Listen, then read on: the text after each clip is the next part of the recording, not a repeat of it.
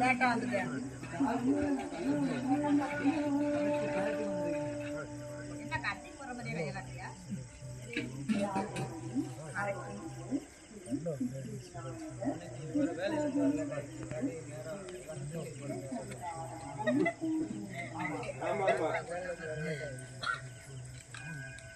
வேலை செஞ்சுட்டு இருந்தாங்க, அதுல சொல்லிட்டு விடுவாங்க.